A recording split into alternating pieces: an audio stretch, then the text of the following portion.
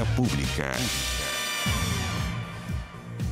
¿Cómo están ustedes? Muy buenas noches. Bienvenidos a Vía Pública. El Juzgado de Garantía de Temuco rechazó la solicitud de la Fiscalía de decretar prisión preventiva para Martín Pradenas, tras ser formalizado por abuso sexual y violación.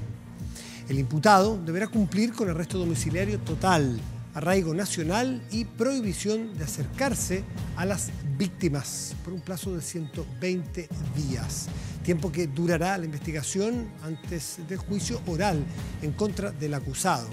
En la audiencia, el juez Federico Gutiérrez desestimó la existencia de 3 de los 4 casos por los que fue formalizado el imputado, dejando solo en pie el caso de Antonia Barra. Recordemos, joven que se quitó la vida tras acusar a Pradenas que la había abusado. El juzgado estimó que se logró acreditar la existencia de la violación hacia Antonia, pero que los antecedentes entregados no permitían hasta ahora suponer la existencia de los otros delitos que le fueron imputados ayer en la audiencia al imputado. La Fiscalía de la Araucanía anunció que apelará a la resolución del tribunal, argumentando que la prisión preventiva sí correspondía como medida cautelar si se consideran válidos los argumentos sobre la violación de Antonia Barra. Estamos en un momento bastante histórico respecto de creciente en la conciencia social que se arraiga en nosotros, afortunadamente, de que estas cosas no pueden ser pasadas de largo, que estas cosas no pueden ser miradas ni normalizadas con la normalidad que ha sido por cientos de años en la violencia de género.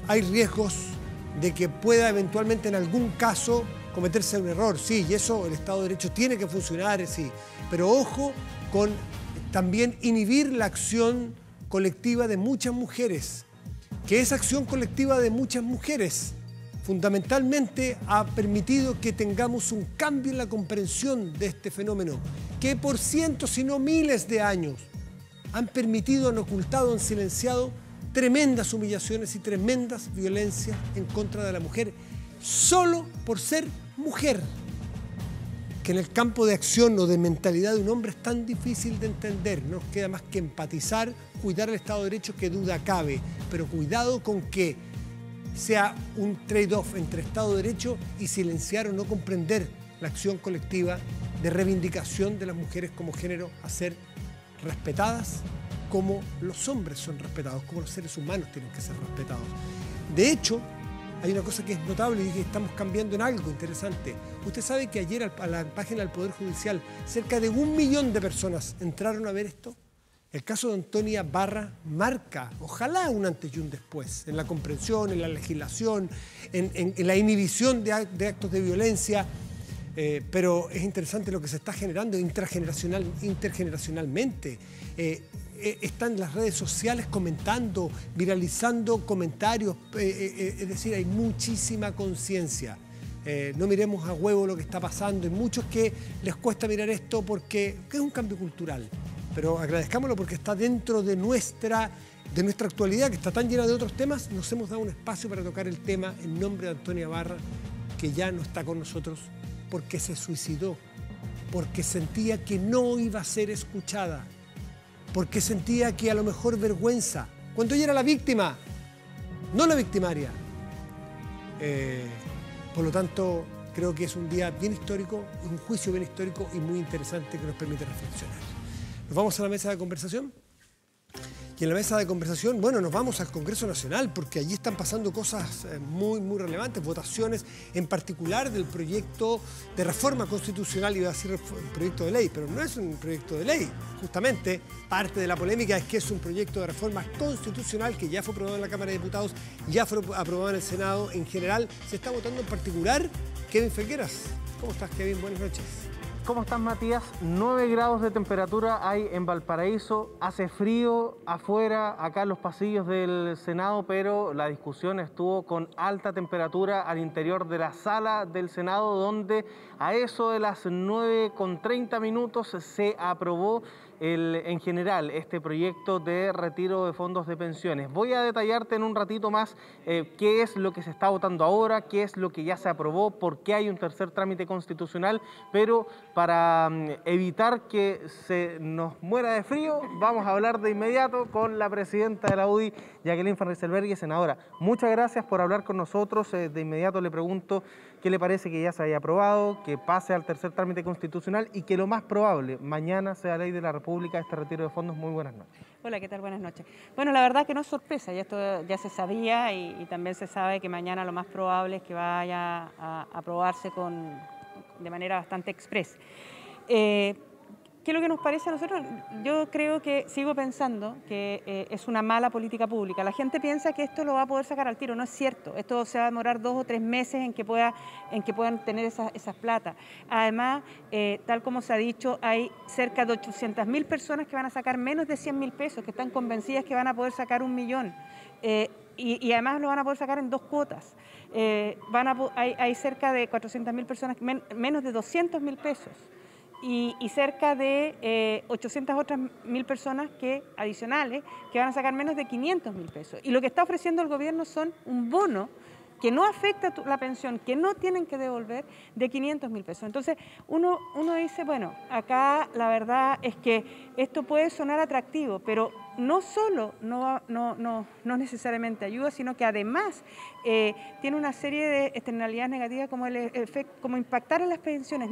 Ninguna de las intervenciones dijo que esto no iba a tener un efecto negativo en las pensiones de las personas más vulnerables. Y en segundo lugar, llama la atención de que se haya puesto una indicación que le permite a las personas de más altos ingresos no pagar impuestos. Eso no tiene, la verdad, ningún sentido. Senadora, le pregunto de inmediato por la decisión, ¿van a ir o no van a ir al Tribunal Constitucional una vez que se despache del Congreso esta normativa, ustedes como partido o como senadores oficialistas? Para ir al Tribunal Constitucional se requiere la firma de a lo menos 11 senadores. Por lo tanto, esto tiene que ser una decisión de coalición. ¿Y están esas firmas? Sí, sí están. Pero me gustaría aclarar el por qué lo vamos a hacer. Y lo vamos a hacer no por esta votación que se va a dar, sino por el procedimiento que se usó. Porque nosotros, más allá de que no vamos a alegar sobre el resultado de la votación, pero sí vamos a decir que si se quieren, porque vienen otras votaciones, si se quieren modificar cosas como esta, que requieren un cambio constitucional, se tiene que hacer como corresponde, con 2/3, y no tratando de buscar un resquicio para bajar los quórums, porque eso lo que hace es cambiar las reglas del juego y deteriora la democracia. O sea, un eventual requerimiento que usted dice, ya están las firmas, iría para una legislación futura y no afectando esta iniciativa. Iría para que el Tribunal Constitucional ratifique que cambios de esta naturaleza se tienen que hacer necesariamente por 2/3 de la votación de las cámaras. Se lo pregunto para dejarlo bien en claro para la gente en la casa, ¿van o no van al TC y tienen o no las firmas? Sí, como dije, tenemos la firma, no es una decisión que esté viendo yo, no depende de mí.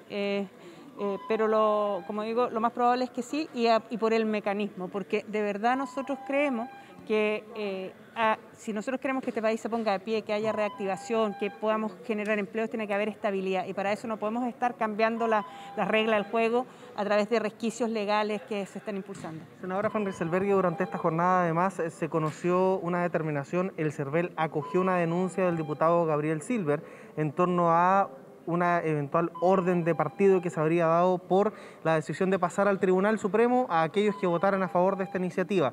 ¿Cómo toma usted que el CERVEL haya acogido esta denuncia? Sí, el que se la haya acogido es lo que pasa en todos los tribunales, es decir, toma conocimiento en el fondo, tiene que pronunciarse en el fondo. Pero nosotros estamos súper tranquilos porque acá nosotros no estamos, esto no fue por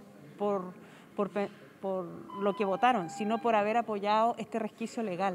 Nosotros de verdad pensamos de que lo que hay que hacer es hacer las cosas por el camino que corresponde, porque de otra manera se deteriora la democracia. Y nuestra declaración de principios dice que nosotros defendemos la democracia y combatimos cualquier forma de populismo. ¿Se van a defender ante el CERVEL? Evidente, además estamos súper tranquilos. Perfecto. Senadora, presidenta de la UDI, muchas gracias. Que esté muy bien.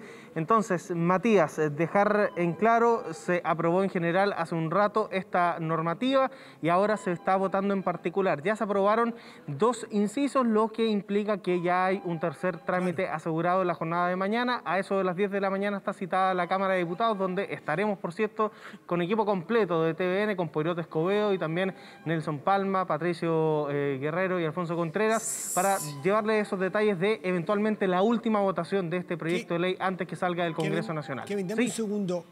Hay una de las indicaciones que es la que estaba en duda de si se iba a aprobar o no, que tiene que ver con el Fondo Solidario. Indicación del senador Latorre de Revolución Democrática, si no me equivoco. Había la especulación de que se podía rechazar incluso por gente de la oposición, no porque estuvieran en contra de la iniciativa, sino justamente para evitar alargar el proceso y para poder sacar rápido esta ley. ¿Por qué no nos explicas un segundo y qué crees tú que va a pasar con eso? No se ha votado esa indicación, ¿no? Todavía no se vota, de hecho es la última indicación que se va a votar durante esta noche o eventualmente en la madrugada de mañana, porque esto va a seguir de largo.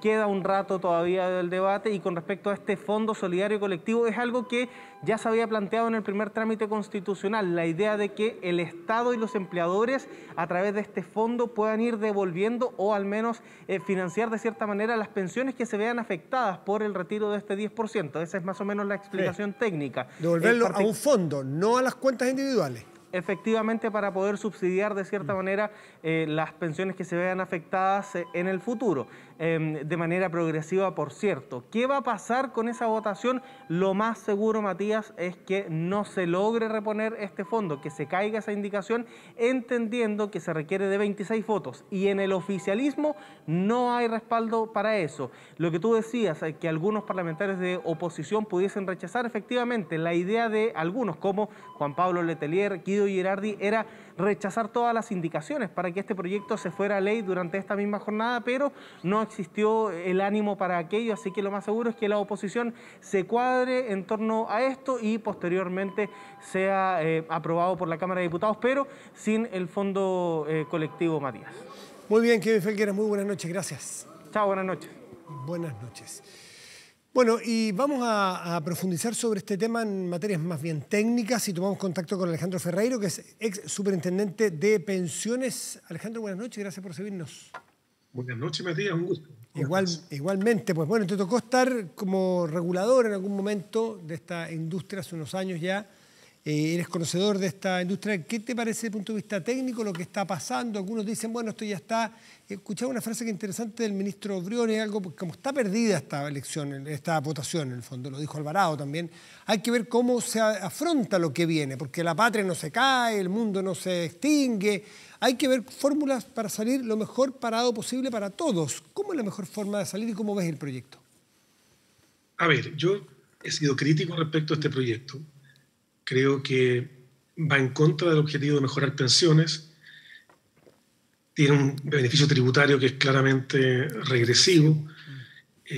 Mucha gente que tiene necesidad no va a encontrar en el retiro de fondos una respuesta porque no tiene fondos allí. Y mucha gente que tiene fondos no tiene una necesidad y sin embargo los va a poder retirar incluso con un beneficio tributario. Había otras alternativas, me parecían mejores, pero tú ya lo dijiste, está hecho, hay que mirar hacia adelante. Y hay que mirar hacia adelante en 2 dimensiones, me parece a mí. Una relativa a cómo se implementa esta reforma, cómo se hace esto bien, cómo se pagan de manera adecuada, con el menor tiempo posible, sin aglomeraciones, a través de estas plataformas tecnológicas, identificando con certeza para evitar fraude los números de cuenta de las personas que efectivamente van a solicitar el retiro. Y en ese sentido creo yo que ha habido una buena noticia en las indicaciones aprobadas en el Senado, en el sentido de extender el plazo para acceder al retiro a 365 días. La gente no va a tener que agolparse, va a poder graduar la solicitud de retiro en función de sus reales necesidades. Claro. Y por tanto se disminuye uno de los riesgos que mucha gente temía, que era una gran concentración, tanto por razones sanitarias, por razones de aglomeración, por dificultad de los procesos, como por la obligación que habrían tenido las AFPs de haber liquidado muchos activos financieros, castigando su precio, afectando los mercados, si todo esto se concentraba en un tiempo relativamente estrecho. Eso creo que es bueno y de alguna manera mejora lo que había salido de la Cámara de Diputados. Pero más allá de la ejecución concreta del retiro, creo que la pregunta que nos tenemos que hacer los que se preocupan de los temas previsionales, de solucionar de fondo y con mirada sustentable asuntos tan importantes como las pensiones de los chilenos, es qué reforma integral a las pensiones vamos a hacer. No puede ser que el Parlamento esté disponible para retirar los fondos y no esté igualmente disponible para sacar una reforma que mejore pensiones, que genere un consenso, que permita mirar 2 o 3 décadas hacia adelante, agregando más ahorro, aumentando la base de cotizaciones, generando mayor legitimidad, un rol mayor del Estado probablemente, mayores grados de participación o de solidaridad de hombres hacia mujeres. Hay mucho por hacer y hay mucho avance técnico que permitía pensar en que estábamos cerca de una reforma. Sí, está en el Senado. Entiendo que ya se salió de la Cámara de Diputados y está en el Senado. Entonces, los parlamentarios en su momento no han demostrado tanta urgencia por el tema previsional. Da la impresión que haya algo de oportunismo aquí también, ¿no? Mira, yo voy a decirte algo que no me va a granjear ningún aplauso entre mis amigos parlamentarios, si me queda alguno, que hace algunos años atrás se aprobó por unanimidad, de las pocas cosas previsionales que se ha aprobado por unanimidad en el Parlamento, el proyecto de ley para postergar la entrada en vigencia de la obligación de cotizar de los independientes. Era algo fundamental para ampliar la base cotizante. Si tiene razón el ministro de Hacienda cuando dice no hay buen sistema de pensiones, no habrá buenas pensiones al futuro, si 3 de cada 10, solo 3 de cada 10 personas que están hoy día trabajando cotizan con regularidad. Bueno, la ampliación de la obligación hacia los independientes, al trabajador de cuenta propia, es fundamental para eso. Pues bien, no hemos hecho la pega en eso, más bien hemos postergado hacer la pega. Ahora estamos retrocediendo, pegándole un mordisco importante a los fondos de pensiones que van a afectar las pensiones del futuro. Ya es un tiempo, me parece, de ponernos de acuerdo, de resistir a la tentación ideológica de estirar la cuerda, de buscar cada uno una propia posición, establecer puentes, establecer diálogo y llegar a un acuerdo previsional que no va a satisfacer plenamente a nadie, pero los maximalismos aquí paralizan y la parálisis es garantizar malas pensiones para el futuro. Creo yo que el Parlamento tiene una gran opción, particularmente el Senado, porque tiene al interior de sus comisiones, en segundo trámite constitucional, un proyecto de reforma integral al sistema de pensiones que ya fue aprobado por la Cámara de Diputados. Alejandro Ferreiro, mirando datos exactos mientras hablabas, tú fuiste superintendente de administradora de fondos de pensión entre el 2000 y el 2003, gobierno del presidente Ricardo Lagos. Efectivamente. Lo interesante es que este es un tema antiguo, porque las AFP son de los 80, el decreto de ley 3500, y después vino avanzando, y parece que ha tenido reformas, ha tenido, sobre todo el 2008, la época de la presidenta Bachelet, Andrés Velasco, con los multifondos, en fin. Pero ¿hubo conciencia en esa época que te tocaba a ti ser el regulador, el fiscalizador? ¿Había conciencia de que, más allá de las AFP, que son una componente del sistema de pensiones, el sistema debía reformarse, debía ayornarse, como se dice, por la realidad de nuestro mercado laboral, la realidad de nuestras esperanzas de vida, en fin? ¿Había intención o tú veías que la verdad que estábamos mirando a la luna todos? Más allá de unos u otros. ¿Era tema o no era tema? Me estás preguntando cuando yo era superintendente hace 17 años atrás. Claro. Yo creo que en esa época pasaban cosas distintas. En esa época se aprobaron los multifondos, se aprobó el ahorro previsional voluntario. En esa época, fíjate lo que te voy a decir, el 80% de las personas que se jubilaban lo hacían anticipadamente. Lo hacían sin cumplir la edad de jubilación. Se jubilaban con menos, se jubilaban antes, y muchas de esas personas hoy día están sufriendo pensiones más bajas por haberse jubilado antes. Pero en esa época la percepción era, este es un sistema que está funcionando bien, ha tenido altísimas rentabilidades, esas rentabilidades le permiten a la gente incluso jubilarse antes, pero se nos olvidaban, yo creo, 2 grandes cuestiones que nos dimos cuenta después. Primero, que no toda la gente cotizaba con regularidad, que este era un sistema, el ahorro individual, que funciona bien precisamente para quien ahorra con regularidad en el tiempo.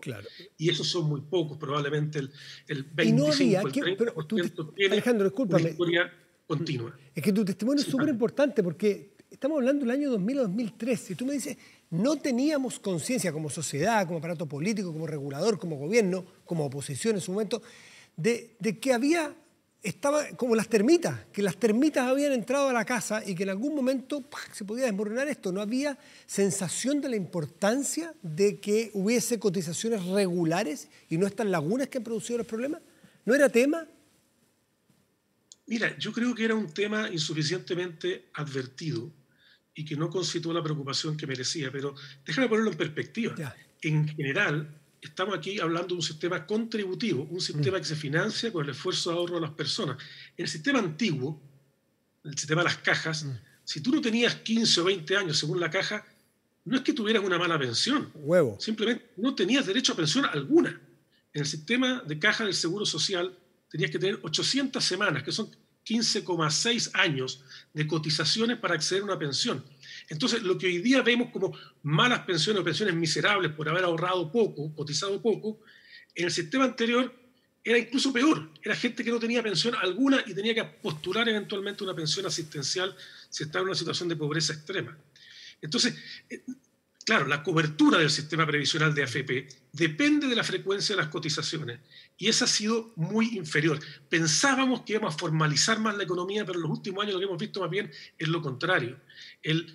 No solamente el taxista o el comerciante, hoy día el repartidor, el conductor de un Uber, buena parte de la economía que estamos desarrollando hoy día no es formal, no tiene un empleador. Y al no tener un empleador no hay una cotización. Mira, el 4% de los trabajadores independientes que está invitada, que puede cotizar, lo hace. Solo el 4%. El 96% prefiere, por necesidad o por falta de voluntad, utilizar todos los recursos que gana para el consumo del día a día. Ya, pero es interesante ver que no había mucha conciencia y teníamos esa conciencia autocomplaciente de que era un modelo virtuoso, exportable, que nos lo copiaban en todas partes del mundo, que era un Ferrari. Esa es la idea que había. Era un sistema que iba a funcionar bien, claro, bajo ciertas condiciones. Y esas condiciones eran esencialmente regularidad en las cotizaciones y, segundo, suficiencia de las cotizaciones para abordar dos desafíos que fueron creciendo y de los cuales no hemos sido capaces de dar debida cuenta. El primero, el aumento de la expectativa de vida de la población. Fíjate que una mujer hoy día a los 60 años tiene en promedio una expectativa de vida de 30 años más. Es decir, cuando se jubila al cumplir la edad legal, 60 años en el caso de las mujeres, se estima que va a sobrevivir 30 años más y la pensión le tiene que alcanzar para 30 años más.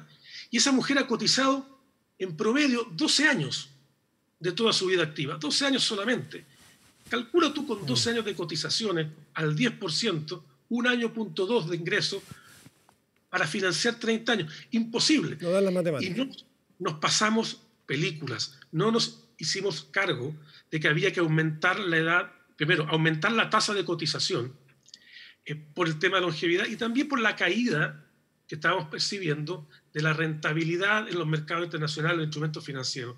Las tasas extraordinarias de rentabilidad de las AFP en los años 80 y 90, del 12, el 15% anual, eso quedó en el pasado y van cayendo en el tiempo a consecuencia de un fenómeno global sobre el cual ni Chile ni las AFP tienen mucho que hacer, que son las caídas de las tasas de interés a nivel mundial. Claro. Y esos dos factores que determinan que ahorramos, acumulamos menos, por un lado, y tenemos que distribuir ese menor ahorro acumulado en mayor expectativa de vida, nos habría obligado hace mucho rato a hacer ajustes en las tasas de cotizaciones, eventualmente en la edad de jubilación, en incrementar forzosamente la cotización de los que hoy día están fuera del sistema, y esa pega que es más dolorosa, que es políticamente más compleja, que significa ir a contrapelo probablemente de la disposición natural de las personas, esa pega que es difícil, pero que es esencial para la seguridad social, no la hemos hecho. Ya, y este sistema de pensiones, que es más amplio que el sistema de AFP, que muchas veces se les toma como sinónimos, y no lo son, porque de hecho en Chile hay un sistema mixto en la realidad de pensiones, no solo operan la AFP, hay pilares solidarios, hay otros tipos de pensiones, otros sistemas de pensiones. ¿Qué debiera, a tu juicio, componer esta mesa completa? Si hablamos de esta mesa, están todos los sistemas, este sistema de pensiones chileno. Está la AFP, está el pilar solidario, están, en fin, distintos sistemas de las Fuerzas Armadas. ¿Qué cosas le faltan como otros pilares al sistema de pensiones chileno, si es que suponemos que nuestros parlamentarios van a ponerse con toda la seriedad y toda la intención del mundo a sacarlo adelante? A ver, yo creo que falta un fortalecimiento de los dos pilares, el pilar contributivo o de ahorro, es decir, ahorrar más, cotizar más. O sea, una AFP con más porcentaje. Y en paralelo, hacernos cargo de que este mercado laboral es disparejo, es más informal que formal en muchos aspectos y por tanto no podemos simplemente confiar en que las personas van a sostener o financiar sus pensiones con cotizaciones regulares. Y eso requiere un pilar solidario, fortalecido probablemente, casi con certeza, pero también algunos criterios de redistribución al interior de los cotizantes. Por ejemplo, es obvio que la mujer está particularmente castigada en este sistema. Tiene mayores lagunas previsionales, tiene menores rentas y tiene una mayor expectativa de vida. Y además, por alguna razón histórica, pero que no tiene ninguna justificación en el presente, se jubila a los 60 años. Con lo cual, ahorra poquito y tiene que distribuir ese poco ahorro en muchos más años que el hombre. La pensión de la mujer es un 20, un 30% por definición inferior a la de un hombre. Eso no parece sostenible. En tiempos que hablamos de equidad de género, no parece sostenible. Entonces, probablemente los hombres que cotizan vamos a tener que destinar una fracción de nuestras cotizaciones para acompañar, para mejorar las pensiones de las mujeres. Es decir, subir la cotización hoy día y parte de esa alza, ponte tú que sea 5 puntos más, o 6 se ha llegado a hablar, repartir de esos 6 puntos en ir en asistencia a aquellos que están recibiendo hoy menos pensiones. Por ejemplo, los ya jubilados que reciben pensiones muy malas por todas las condiciones que tú has descrito. ¿Te parece que ese puede ser un sistema integral sustentable en el tiempo, subiendo el ahorro, manteniendo las AFP? Se ha hablado ya de un aumento de la tasa de cotización hasta 6 puntos de manera gradual. Esos 6 puntos van a ser distribuidos de una manera que todavía se debate en el Senado y a nivel político. Una fracción debiera ir a aumentar el ahorro de cada quien. Algunos dicen en la AFP, otros dicen en algún sistema estatal de administración de fondos, pero finalmente es aumentar el esfuerzo de ahorro de cada persona. Pero otra fracción, algunos puntos de esos 6, 2, 3, 4, eso es parte de la discusión, debieran destinarse a financiar ya sea, por ejemplo, solidaridad de género, ya sea ayudar a los pensionados que ya lo son y que tienen pensiones muy bajas, claro, o eventualmente redistribuir del cotizante de más altos ingresos al cotizante de menores ingresos. Esa es una forma de redistribución de cotizaciones que ha estado arriba de la mesa durante ya varios años y que debiera concitar apoyo político porque es generar solidaridad, es generar mayor redistribución y probablemente también una base de mayor legitimidad para un sistema que ha sido muy castigado en la opinión pública. Sí, la legitimidad parte que es algo intangible, no se mide en rentabilidad, no hay un número, no hay un ranking, pero la legitimidad parece ser, como yo dije antes, la termita que le entró al sistema de pensiones o al sistema de FP, que es una parte, insisto, del sistema de pensiones, que es un todo, que hoy día lo hace a lo mejor insostenible, porque hay algunos que decían hoy día, lo escuchaba el senador Navarro, por ejemplo, hoy día hay plata en la FP, mañana nada para la FP. Es decir, hay el proyecto, se rechazó en mayo, me parece un proyecto de la diputada Vallejo, de nacionalizar los fondos, los 200.000 millones de dólares que hoy día están en las cuentas individuales. ¿Tú ves riesgo que ocurra eso culturalmente en Chile?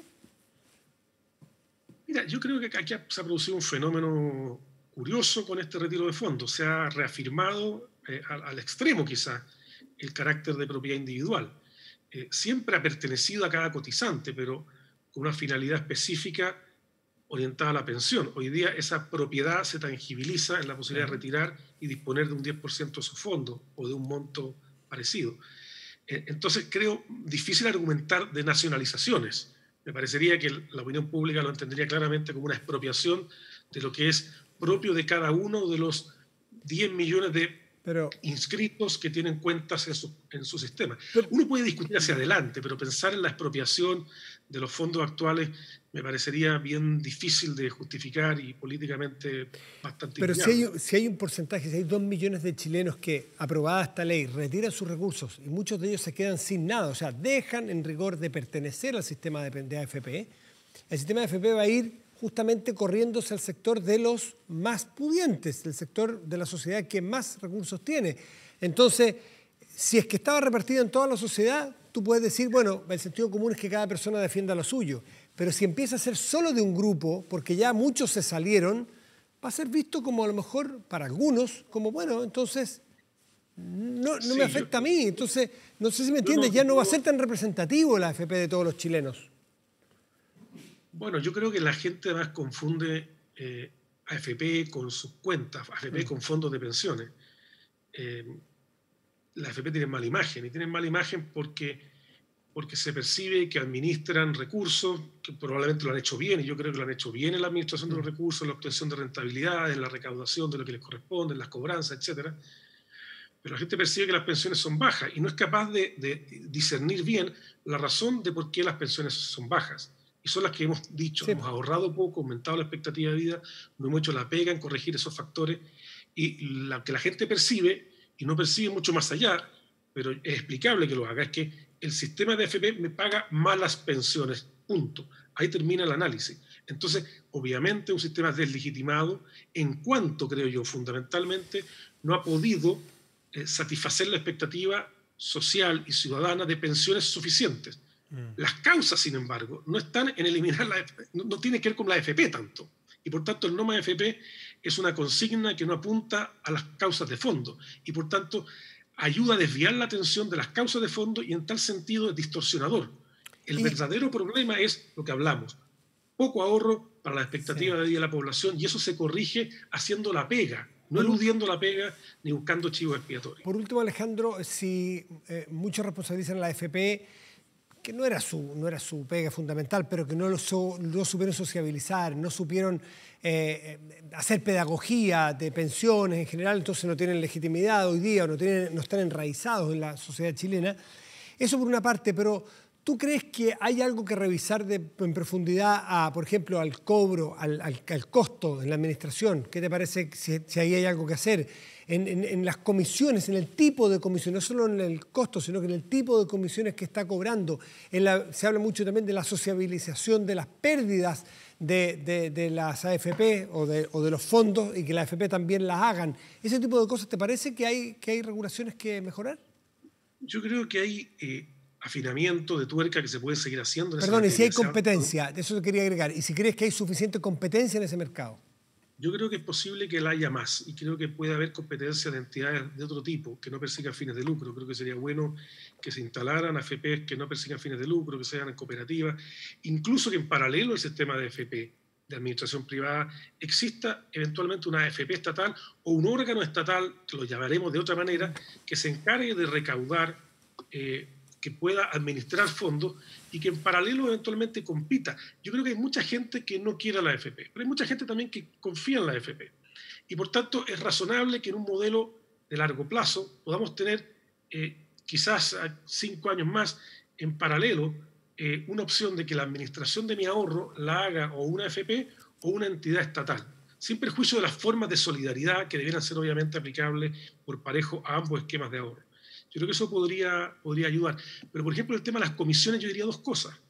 Primero, las comisiones no van en contra de la pensión, no reducen el monto del aporte, sino que básicamente se pagan con el salario. O sea, una comisión de una AFP más alta se traduce en un salario líquido algo más bajo para las personas. Lo segundo es que desde las licitaciones de las carteras, que vienen del año 2009, se ha producido una sistemática baja en las comisiones promedio que las personas pagan. Y hoy día hay AFPs bastante baratas, que probablemente cobra la mitad que es la AFP más cara, y entonces las personas tienen de alguna manera en sus manos la capacidad de pagar bastante menos comisión si eligen a las AFP más baratas. De alguna manera ya hay competencia en precios. Lo que ha faltado, y eso es un tema real, la disposición, la información, la motivación de las personas a efectivamente elegir las opciones más baratas que están disponibles. Bueno, Alejandro Ferreiro, con un temazo se ha conversado, lo interesante es que ha habido 2 comisiones presidenciales con gente del más alto nivel académico, profesional, de prestigio, incluso con personas que vienen desde fuera de Chile. La Comisión Marcel, la Comisión Bravo. O sea, el diagnóstico está requete contrahecho. Lo que falta es la acción y sentarse a negociar políticamente para tener y rediseñar y estructurar un sistema de pensiones de futuro. Pero a lo mejor tú participaste de alguna de las comisiones. Fui parte de la Comisión Marcel. De la primera, de la Marcel. Funcionó bastante bien, hizo una propuesta, rápidamente se transformó en un proyecto, rápidamente ese proyecto se aprobó, y ya en el 2008 teníamos un nuevo pilar solidario a consecuencia de esa propuesta. Sí. Déjame darte, si puedo, una explicación de por qué creo que cuesta tanto legislar en esta materia, no solamente en Chile, sino en el mundo. Los sistemas de ahorro son o de seguridad social son forzosos. ¿Por qué? Porque contrarrestan las preferencias naturales de las personas a no ahorrar, a gastarse todo el salario. Y por eso la previsión social busca corregir la imprevisión, estableciendo obligaciones. Porque si no es obligatorio, la gente no cotiza, la gente no ahorra, y cuando llega el momento de la jubilación no hay pensión razonable para poder vivir. Pero esa misma razón, que es contrarrestar la imprevisión de las personas a través de un sistema de seguridad social, es lo que le dificulta al Parlamento tomar decisiones que son políticamente difíciles.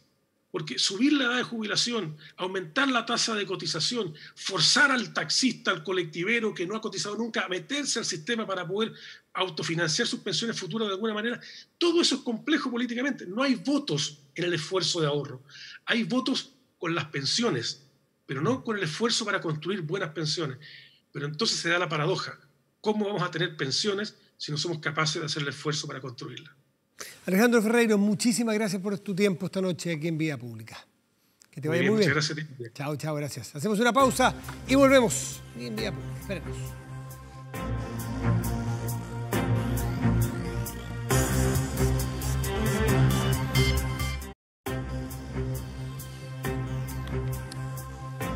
¿Sabías que un corredor de propiedades puede ganar tu 4% por la venta de una propiedad? Tú puedes ser un corredor de propiedades, estudiando además 100% online.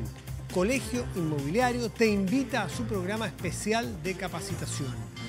Puedes entonces ser tú un corredor de propiedades exitoso, perfectamente. Más información en www.colegioinmobiliario.cl o llamando al fono 23 21 00 084. Se está votando en el Senado de la República el proyecto de ley de retiro del 10% de los fondos de pensiones en su fase particular, en su articulado particular. Lo general ya fue aprobado.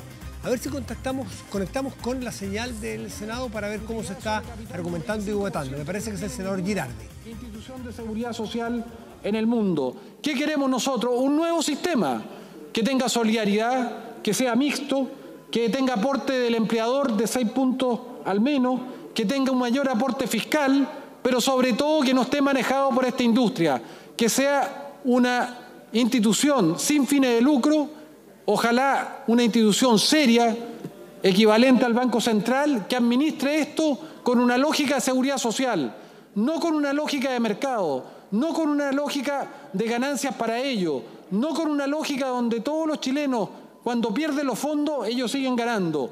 Este sistema usurero tiene que terminar.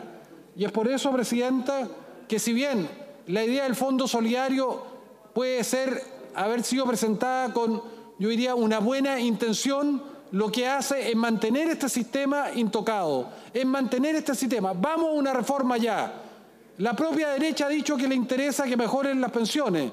Las pensiones no van a mejorar en Chile si no terminamos con el actual sistema de FP y tenemos un sistema solidario. Gracias, senador Girardi. Tiene la palabra el senador Chaguán. Señora Presidenta, honorable Sala, sin lugar a dudas estamos frente a una norma que crea un fondo colectivo solidario de pensiones que deja interrogantes respecto de esta reforma. ¿Cómo se va a financiar? ¿Cuáles fondos previsionales se van a devolver?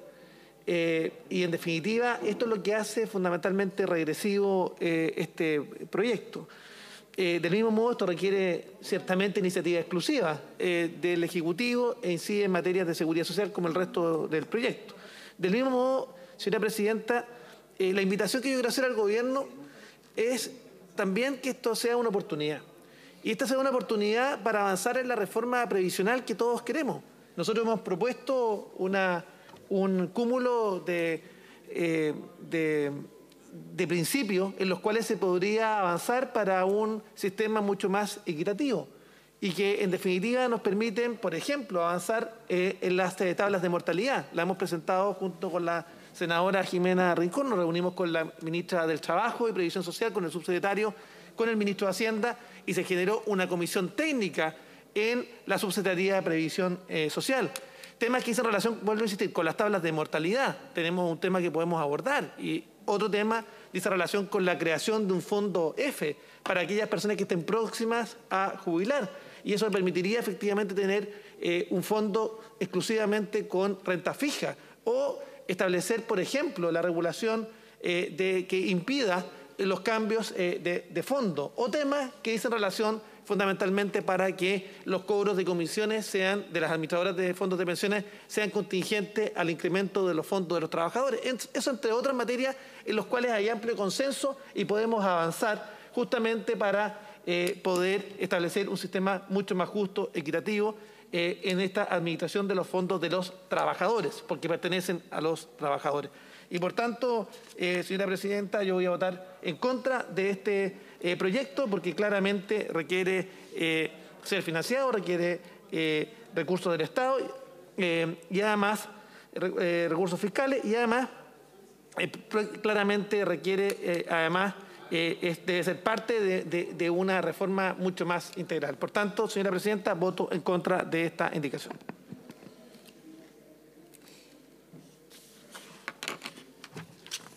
Gracias, senador Chaguán. Tiene la palabra el senador Jorge Pizarro. Gracias, presidenta. Bueno, en la argumentación inicial, cuando estábamos discutiendo en general, yo planteé con claridad que la prioridad absoluta en las próximas semanas y días para el país, para el Congreso, para el Gobierno, debiera ser la discusión del tema de fondo, que es modificar el actual sistema de pensiones. Y dije en la intervención que le queríamos tomar la palabra al presidente Piñera. Hace unos días atrás dijo que estaba disponible el Gobierno y él para iniciar un proceso de cirugía mayor al sistema de pensiones. Y ese proceso de cirugía mayor se tiene que llevar acá en el Congreso, lo está discutiendo la Comisión del Trabajo y por eso en la intervención dije que, tomándole la palabra al presidente de la República, que fue refrendada por el ministro del Interior esta tarde acá en la sesión, manifestando estar disponible para asumir el desafío de sentarse a dialogar una reforma previsional que busque un sistema que garantice mejores pensiones a futuro para los afiliados, pero que también tenga un contenido solidario que permita mejorar las pensiones ahora, porque el drama que viven los chilenos es con las pensiones bajas ahora. Y claro, podemos buscar soluciones muy buenas para 20, 30, 40 años más, pero también tiene que tener un componente solidario que permita mejorar las pensiones ahora. Entonces, lo que corresponde, presidenta, más que darle un mandato a un año en una cosa que no se entiende mucho, derechamente asumir nosotros como Senado el compromiso de en 15, 20, 30 días como máximo despachar acá una reforma tributaria que contenga estos elementos que por lo demás la propia gente de gobierno ha dicho que le parece que eso es lo razonable. Esa es la razón, presidenta, por la cual nosotros vamos o al menos yo y algunos de mis colegas, a votar en contra esta indicación, porque nos parece que es el momento y hay que aprovechar la oportunidad de que se han ido configurando mayorías no solo sociales, sino que además conciencia en quienes pueden tomar estas decisiones de avanzar lo más rápido posible en un nuevo sistema de pensiones. Eso sí que apunta al corazón de las necesidades de la comunidad nacional. He dicho, presidente. Gracias, senador Pizarro. Vamos a continuar entonces tomando la... Bueno, ahí estamos ya viendo, escuchando las intervenciones de los senadores y senadoras respecto del articulado, respecto de, en particular de las 15 indicaciones que se le han hecho a este proyecto. Queda un rato todavía para la votación. Vamos a separarnos un momento y volvemos aquí en Vía Pública.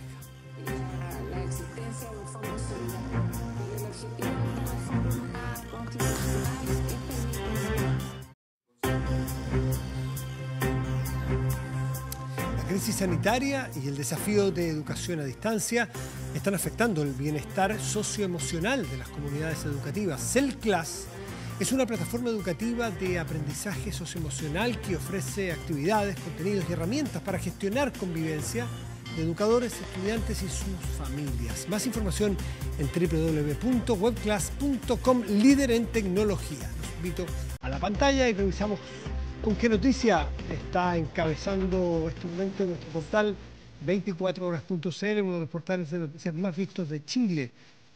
Bueno, tiene que ver con que el gobierno autoriza la salida de 1 hora para adultos mayores de 75 años, 3 veces a la semana. Es muy relevante esto. Son los grupos, sí, efectivamente son los grupos de riesgo, mayores de 75, pero también ha dicho el ministro que es el grupo de personas que más se cuida. Hay mucho autocuidado en esta gente, tiene mucha conciencia del cuidado. Entonces, de una manera muy contenida, muy limitada, permite también considerar otros factores, como por ejemplo la salud mental de estas personas, por ejemplo la necesidad de recuperar movilidad, masa muscular, en fin, hay aspectos interesantes en esta medida. Que si usted quiere más detalles las puede revisar en 24horas.cl. Revisamos ahora qué temperatura hay en la región metropolitana en este momento. Hay 3 grados, está bastante helado, está despejado, eso lo explica también el cielo en la región metropolitana. Para mañana y pasado, veamos qué es lo que ocurrirá. Tenemos pronósticos de jueves con cielo parcial, una máxima probable de 14 grados, y para el viernes estará despejado y una máxima probable de 15 grados. Y otras regiones del país, bueno, revisamos 2 de ellas. Valparaíso, región de Valparaíso, Puerto Principal, estará despejado mañana, 13 grados de máxima. Copiapó, región de Atacama, en el norte de nuestro país, estará despejado y una máxima probable de 16 grados. Pronto tendremos un nuevo disco de los Rolling Stones. Será una reedición de uno de los más grandes fans de la banda, de Old Head Soul. Disco que se publicó originalmente en 1973. El álbum fue un éxito rotundo, impulsado en gran parte por la balada Angie. Sin duda, uno de los éxitos comerciales más grandes de la banda hasta la fecha. Hoy la agrupación dio a conocer otra canción inédita que podremos encontrar en el disco. Se trata de Scarlet, que ya escuchamos de fondo, que no pertenece originalmente a las sesiones de grabación del disco, sino que se grabó casi 2 años después de la salida de esta placa. Con los Rolling Stones nos despedimos, les agradecemos su atención y los dejamos invitados a que sigan muy atentos al canal 24 horas, porque nos vamos a conectar rápido a Valparaíso, cómo se dirime, cómo se vota, en particular esta ley del retiro del 10% de las AFP. Debe quedar zanjado hoy, es a trámite total, o sea, es a despacho, se llama a total despacho el trámite entonces de esta reforma constitucional. Muy buenas noches y gracias por venir.